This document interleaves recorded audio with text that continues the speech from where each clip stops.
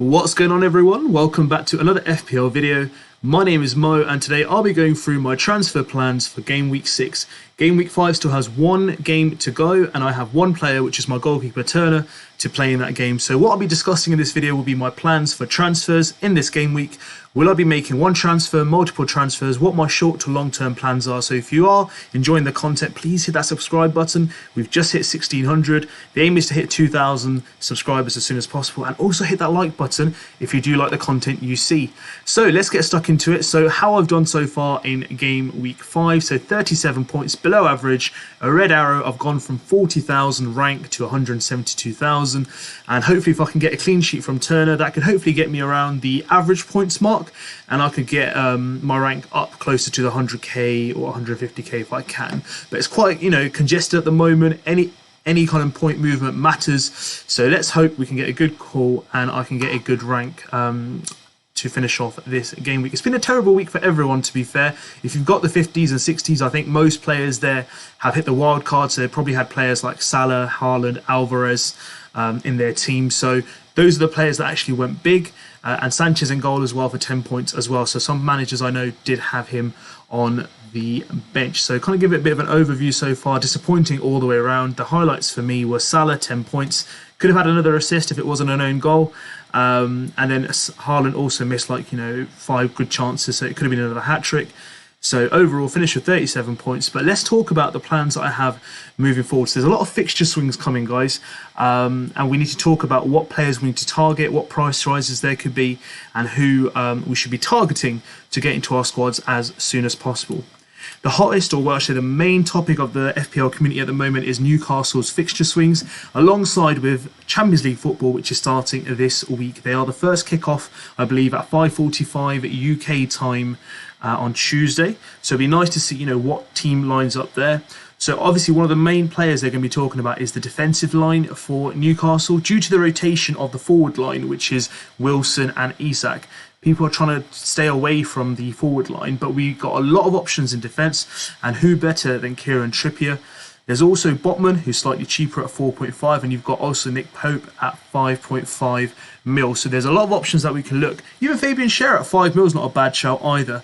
But let's look at the fixtures that we've got coming forward. So Sheffield United away. They did well this game week, but Sheffield United should be a good fixture. Burnley at home.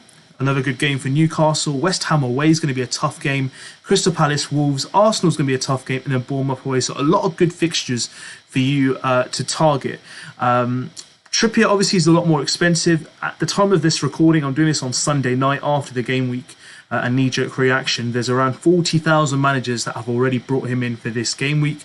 Many of them are probably going to be for Chilwell because he's been benched this week, and he's just not getting the returns that we're expecting from a player that we've invested anywhere between 5.5 mil to 5.8 mil, depending on when you got him in. But Kieran Trippier, hasn't got those fantastic returns that he got last season, but we are expecting a lot more from him coming forward in these next few game weeks. But the alternative could be, if you want to save £2 million on a player, you could get in Botman. Now, he could have had an assist this game week if it was not for the mess up of the goal opportunity as well. So he's got a bit of an upside in terms of XG and XA, but nowhere near as much as Trippier. Fabian Schär is not a bad shout either, but I think if you are going to be choosing between two of the players, maybe Botman might save you a bit of money as well. That's who I'm personally looking at, but Trippier has caught my eye, and I think he's just a fantastic option to have. And with those fixtures coming along, yes, there's Champions League, yes, there could be rotation, but I think Newcastle have got enough depth and squad, and they're going to be up for the challenge, so it could be a good time to get some Newcastle defence in. Can you double up on them? You certainly can do. I don't think clean sheets are that common is the right word to say at the moment, because the added time that we're getting on games, it's just phenomenal. 10 minutes, 8 minutes, there's 14 minutes in a few games as well. It's incredible. It's like extra time is like additional time, like in a game which is just drawn 1-1 and you're looking to find a winner in additional time in a football game. But I think it's for the betterment of the game.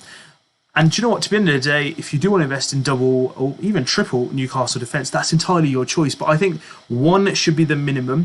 2, isn't bad considering other teams' fixtures as well. It's nice to, you know, invest and kind of trust their defence. But I think, you know, there's a lot of good things coming from Newcastle.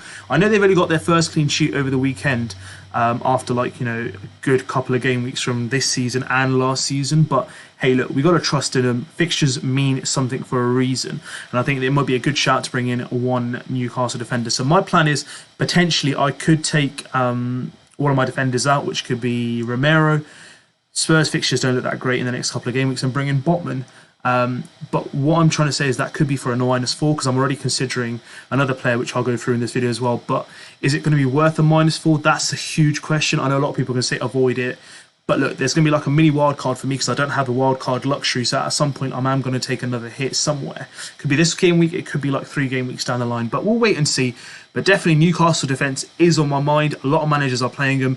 Botman's got nearly 70,000 managers at the time of recording this. And that's certainly going to go up by deadline. He's going to go up in price as well. So if you want to get him in, guys, get him in as soon as possible. The second player that I'm looking at in my kind of transfer plans is Alvarez. Now, I can safely say that he's number 1, but I put him second on the list because I think more people are inclined towards the defence of Newcastle than Man City attack at the moment, probably due to the fact that they're still unsure whether Alvarez is going to be rotated or not due to Champions League. But Pep came out with a very strong quote this game week after the game when he said that Alvarez is undroppable. Now, for Pep to say that, does it mean much? Should we look into it? I don't know, it's just words, but we know Pep Roulette is going to hit us at some point. Are there better strikers out there? Could be. I've had Jackson, absolutely disappointment. Jesus is back, looked very good in the last 2 game weeks. Unlucky not to score this game week. You know, we've got Morris with a double game week coming up. Iwanwi, I think that's how we pronounce it.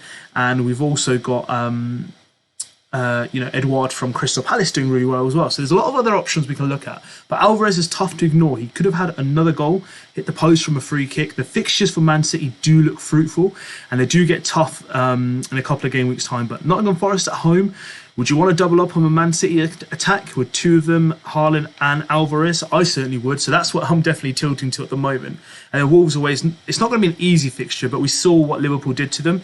They can lose a lot of momentum in the second half of the game, and they're not really good at finishing either. So that's going to be interesting to see. And that's why Alvarez is my number 1 target to come in this game week. So if I was to play another transfer, I've only got 1 free transfer. There might be some additional moves that I'm looking to do in a couple of game weeks. So I'm not going to reveal them too much because my plan could change in terms of personnel. But a -4 could be on the horizon because I do want to avoid some price rises, because if I get priced out, then I might have to go for another -4, which I really don't want to. So would I rather play it now or in 2-3 weeks time? I'd rather play it now and get it out of the way because I really want to target that Sheffield United fixture for Newcastle. I know it's away, but look, a lot of people need to target it. A lot of people will be thinking the same line. So will I be losing out on much? Maybe not. And then Arsenal, Brighton and Manchester United. Now Arsenal always going to be a tough game, but we've seen previously Man City can score against them. Brighton at home is going to be a tough game. But look, I'm looking at the forward line, not the defence.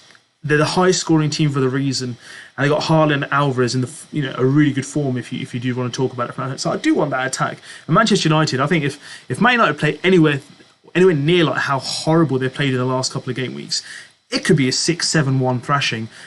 I want both strikers. I'm saying that as a Man United fan, by the way. We've been awful defensively, and if they have a field day, it could be 6-5, 6 easily, and many of the points will come through these guys. Maybe Foden, Grealish and Daku as well. We just don't know, but at least I want to target the front line of Man City with these fixtures as well. And then Bournemouth home and then Chelsea away. It's just, you know, attacking line. We are expecting them to score. Rotation, I'm not too concerned about. I've got players on my bench that can come on if he's not playing. And even if he comes on for about 10 to 13 minutes, plus the extra time, which is about, you know, 5 to 10 minutes, he gets 25 minutes on the pitch. Good chance of him getting a good return. And Man City, that's where they usually don't take the foot off the pedal either in the last 10 minutes. So Alvarez, my number 1 target, followed by Botman. These are the 2 players that I'm going for this game week. Alvarez for sure, Botman 50-50, but if I do go for Botman, it'll be a -4. And then last but not least, Mr. Reliable Salah. Now, he's already in my squad.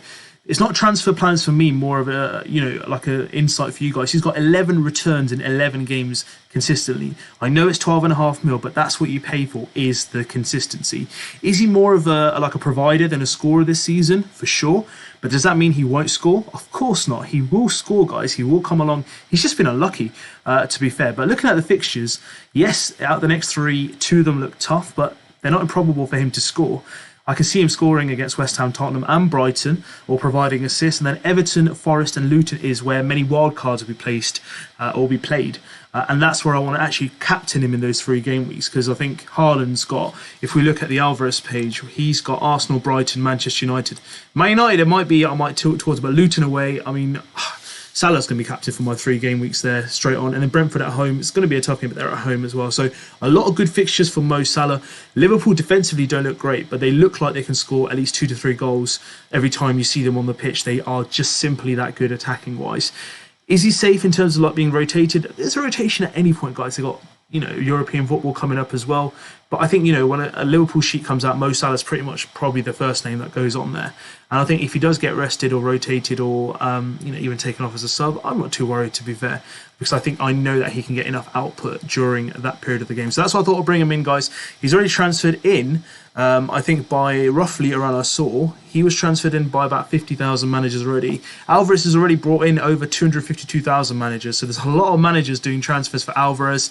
Botman 70k, 45k for Trippier, 40k for Trippier, and then also Salah's getting a lot of traction as well because of his consistency. But let me know what your thoughts are, guys. These are the players that I'm targeting, or I already have actually, in terms of Salah for this game week. Let me know what your thoughts are. Which teams are you looking for? Are you looking to play a wild card? Who are your main players that you're targeting? I hope you've enjoyed this content. Thank you so much for watching. If you're new around here, or if you've been here before and you haven't hit that subscribe button, highly appreciated. Please do hit that subscribe button and the like button too, because we like all the feedback that we get from you guys. I want you guys to take care, make your transfers whenever you feel. You can leave it to the end of the week, but hopefully you don't get priced out of it. But have a good one. Best of luck for game week 6, and I hope we all have a better game week than we did in game week 5, unless you got a massive green arrow. May you continue your good form. Have a good one. I'll be back with more content. See you guys soon.